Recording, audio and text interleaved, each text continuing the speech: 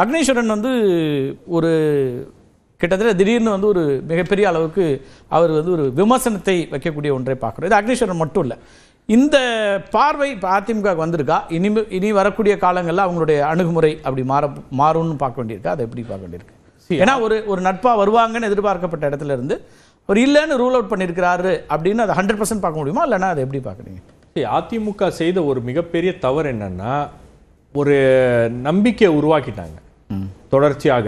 ஏன்னா இந்த கூட்டணிக்கு தாவேகா வந்தால் நாம நம்மளுடைய வெற்றி என்பது உறுதி. ஒரு பிரைமரி அப்போசிஷனா எல்லாரையும் ஒண்ணா சேர்க்கணும். இல்ல கரெக்ட், நீங்க ஒண்ணா சேர்க்கணும் ஐடியா. பட் இந்த இது வந்து நீங்க ஏதாச்சும் ஒரு முடிவு நடந்து பேச்சுவார்த்தை நடந்து அதற்கான உறுதித்தன்மை அப்படின்னு உருவானதுக்கு பிறகு நீங்க அதெல்லாம் பண்ணி ஒரு எதிர்பார்ப்பை உண்டாக்கி அதுக்கப்புறம் கூட்டணி நடந்தால் ஓகே. நீங்க அதெல்லாம் செய்யாம நீங்க கூட்டணி வருகிறது, ஒரு பிரம்மாண்ட கட்சி வருகிறது, பிள்ளையார் சொல்லி போட்டாங்க அப்படின்னு பேசுறது அதிமுகவுக்கு தான் ஒரு பெரிய பின்னடைவாக அமைந்திருக்கிறது. இதேதான் வந்து 2016 ஆண்டு தேமுதிக அந்த கேள்வியை வந்து முதலமைச்சர் அப்போ இருந்த கலைஞர் அவர்கள்ட்ட கேட்கும் போது பழம் நழுவி பாலில் விழும், எப்பொழுது விழும் என்று தெரியாது அப்படின்னு அவர் சொன்னாரு. பட் அது விழல அப்படின்னும் போது ஒட்டுமொத்தமாக தொண்டர்களுடைய மனநிலை அப்படின்றது ஒரு சோர்வு மனப்பான்மையில போயிருச்சு. இப்ப அதிமுகவுக்கு இருக்கக்கூடிய மிகப்பெரிய காலம் இருக்குல்ல, உடனே எதுவுமே நடக்காதுன்னு நீங்க ஒரு இடத்துல வந்து நாம அடுத்தது ஆட்சி பிடிக்க போறோம் அப்படின்ற அந்த கண்ணோட்டத்தோட அந்த வேகத்தோட நீங்க போகும்போது மற்றவங்களாம் எங்கேயா இவங்க ஆட்சி பிடிச்சிட போறாங்களோ, நம்ம கூட்டணிக்கு முன்னாடியே போய் பேசிடலாம் அப்படின்ற அந்த எதிர்பார்ப்பை நீங்க உருவாக்கணும், நீங்க பேசக்கூடாது. இது அதிமுக செய்திருக்கக்கூடிய ஒரு தவறு. இப்போ இந்த விஷயத்தை தான் வந்து தாவேகா லாபகமாக பயன்படுத்தி கொள்கிறது. ஏன்னா அவங்களால ஒரு 30 நாள் வந்து அவங்களால இயங்க முடியல. அந்த கட்சி வந்து கரூர் சம்பவம் ஒரு பெரிய பின்னடைவை ஏற்படுத்திருச்சு. அந்த கட்சியில இருக்கக்கூடிய லீடர்ஷிப் வந்து குவெஸ்டின் பண்ற அளவுக்கு இயங்க முடியலையா, இயங்கலையா? இல்ல இயங்கவே முடியல. என்ன அடிப்படையில் இயங்க முடியல? ஒரு 2-3 விஷயங்கள் இருக்கு.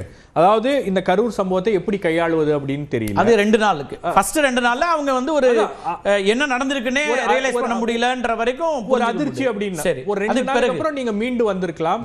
ஒரு பக்கம் சட்ட போராட்டம் என்பது நடந்து கொண்டிருக்கிறது, இன்னொரு பக்கம் நீங்க அரசியல் 4வது நாள்ல தான் எனக்கு நினைவு, 3வது நாளோ 4வது நாளோ அந்த 4 நிமிட வீடியோ வருது.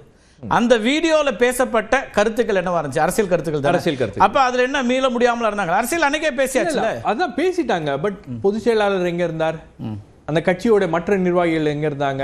அதுக்கப்புறம் ஒரு நீண்ட முயற்சிக்கு பிறகுதான் வந்து போன்லயே பேசுறாரு, வீடியோ கால்ல பேசுறாரு. அதுதான் விமர்சனம் எதிர்கட்சிகள் என்ன வைக்கிறாங்க, அது முடங்கி இருந்துச்சுன்றாங்க. அது இயங்க முடியாம இருந்துச்சா முடங்கி இருந்தாங்களா அப்படிங்கறத தான். இல்ல ரெண்டுமே நீங்க எப்படி வேணா வச்சுக்கலாம். ஆனா அந்த கட்சியில வந்து பெரிய அளவுக்கு ஆக்டிவிட்டி இல்லாம இருந்துச்சு. அவங்களுக்குள்ள அந்த பிரச்சனையை எப்படி கையாளுவது அப்படின்னு கூட தெரியல அப்படின்றது கூட வச்சுக்கலாமே. சோ அப்படி இருக்கும்போது அந்த 30 நாட்கள்ல வந்து அதிமுக கொஞ்சம் கெயின் பண்ணியிருக்கு. அதிமுக சில விஷயங்களை அரசியல் ரீதியா எடுத்திருக்காங்க, சில பிரச்சனைகளை கையில எடுத்திருக்காங்க போது அதிமுக ஏதோ ஒரு இடத்துல முந்துகிறது அப்படின்ற ஒரு இம்ப்ரெஷன், ஒரு பயம் அப்படின்றது கூட தாவேகாக்கு வந்திருக்கலாம். ஆகவேதான் முதல்ல வந்து இதை சதி என்பதாக, சதி நேரடியா சொல்ல, அதுல ஒரு இந்த நிகழ்வு அல்லது இந்த விபத்து இது என்னவா இருக்குன்னு சொன்னது திரு எடப்பாடி பழனிசாமி அவர்கள் திரு இன்பா சொன்னார் தொடங்கினது. அங்கிருந்து ஒரு எதிர்கட்சியா மேபி கேள்விகளை வைக்கலாம், அரசாங்கத்தை நோக்கி, காவல்துறை நோக்கி, நிர்வாகத்தை நோக்கி அவர் வச்சிருக்கலாம். சட்டமன்றத்தில் 2 நாட்கள் ரொம்ப கடுமையா அதுக்கான வாத பிரதிவாதங்கள்லாம் நடத்தினாங்க.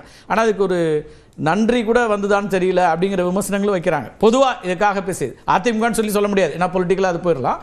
பொதுவா எங்களுக்காக குரல் கொடுத்தவங்க அப்படின்னு கூட வராத போது பெரிய இது ஒரு மைனஸா மாறுதா அப்படிங்கிற ஒரு கேள்வியும் தான் சேர்த்து. இல்ல நீங்க அரசியல் ரீதியாக பார்க்கணும் அப்படின்னா நீங்க இந்த இம்ப்ரெஷன் இருக்கு இல்லையா, தாவேகா பாஜக கூட்டணிக்கு வருது, அதிமுக கூட்டணிக்கு வருது அப்படின்றது தாவேகாவுக்கு ஒரு பெரிய பின்னடைவு. அந்த செந்தில் குறிப்பிடுறாரு, அந்த கொடியை பயன்படுத்தி பிள்ளையார் சுழி போட்டாச்சுன்னு சொன்னா அதுக்கு என்ன எதிர்வினை இருந்துச்சு உங்ககிட்டன்னு கேள்வி கேட்கிறார். அப்ப அவர் என்ன சொல்றாருன்னா, அவர் இன்னும் சஸ்பெக்ட் பண்றாரு, பாஜக அதோட ரகசிய கூட்டு அப்படிங்கிற ஒரு பார்வை தான் முன்வைக்கிறார். அதான் உங்களுக்கு அந்த மாதிரி ஒரு பிம்பம் என்பது கட்டமைக்கப்படுகிறது அப்படின்னும் போது ஏதோ ஒரு இடத்துல அதுக்கு முட்டுக்கட்டை போட வேண்டும், அதுக்கு முடிவுக்கு கொண்டு வர வேண்டும். ஏன்னா இந்த இம்ப்ரெஷன் இருக்கு இல்லையா, இது தாவேகாவுக்கும் பொலிட்டிக்கலா ஒரு பெரிய ஒரு பிம்பம் கட்டமைக்கப்படுதுன்றீங்களா? அதை வந்து கட்டமைக்கப்படுறது அப்படியே வேடிக்கை பார்ப்பாங்களா அல்லது அதை உடைப்பாங்களா அப்படிங்கிறது அது உடைக்க அதுக்கான முயற்சியா தான் நான் பார்க்கிறேன் இந்த பொதுக்குழுல. அவர் மறுபடியும் முதலமைச்சர் நான் தான், மறுபடியும் என்னுடைய தலைமையிலான கூட்டணி அப்படின்னு சொல்றது அந்த முயற்சியை முறியடிப்பது தான். அதுக்கு கொஞ்சம் காலதாமதம் எடுத்துக்கிட்டாங்க. அது அவர் தான் எக்ஸ்பிளைன் பண்ணும் ஏன் அந்த காலதாமதம் எதனால அப்படின்றது. ஏன்னா ஒரு அரசியல் கட்சியாக நீங்க இன்னைக்கும் கூட